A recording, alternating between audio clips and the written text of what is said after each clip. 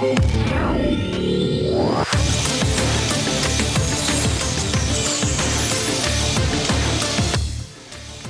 for joining us this evening on What's Hot. I'm Harsha Subramaniam.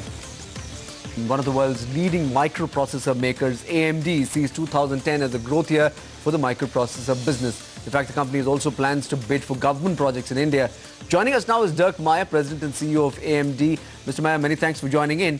12 consecutive quarters of losses for the company. How does the future behold for AMD, and what's your own opinion on global recovery in the IT sector?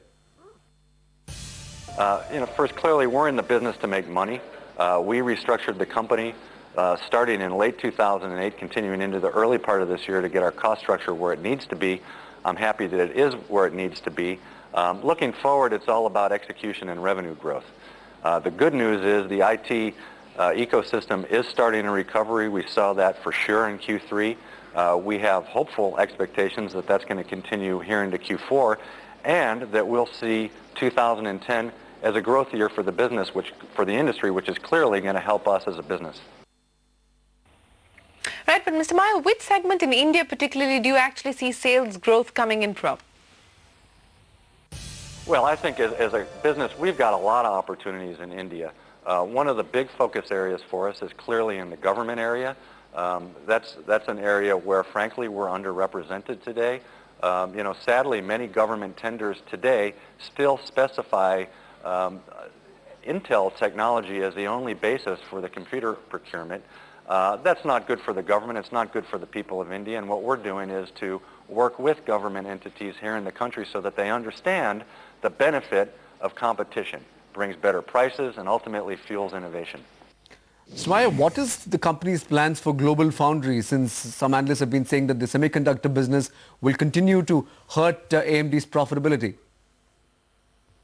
Well, first as background, we created Global Foundries in March, is formally when the two companies, the companies split from each other. I think Global Foundries has tremendous promise as an independent semiconductor manufacturer, a company that will serve well the needs not only of AMD but of other fabless semiconductor companies. You said, what are our plans? Well, clearly Global Foundries is going to continue to focus on the needs of AMD while at the same time creating the capability to serve other customers. Ultimately, Global Foundries is going to get scale, and it's going to be a successful foundry business.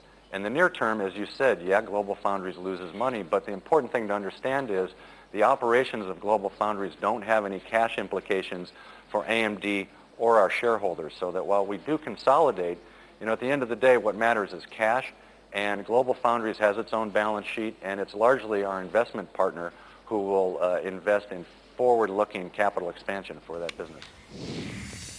Right, Ms. Meyer, now, is AMD looking towards Fusion when it debuts in 2011 as its biggest blockbuster product? And besides Fusion, what are the other solutions that the company is actually banking on globally?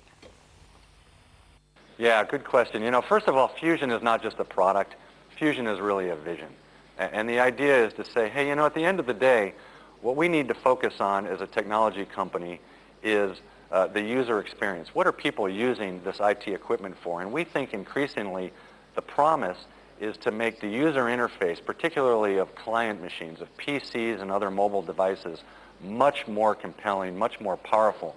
The way to do that is to have the proper balance between CPU technology and graphics and video processing technology, and ultimately bring these technologies together on one chip, really to optimize, again, for the user experience. As you said, we've got the first Fusion product coming out in 2011. I think it'll be a great product, but it'll be the first of an ongoing killer family of Fusion products. Dirk Meyer, many thanks for joining us this evening. You can catch this discussion or the entire show on the internet. All you need to do is log on to youtube.com/CNBC TV18. But that's all the time we have on this edition of What's Hot. Thanks for watching. Don't go anywhere. Taking Stock is up ahead, and we'll see you again on India Business Hour.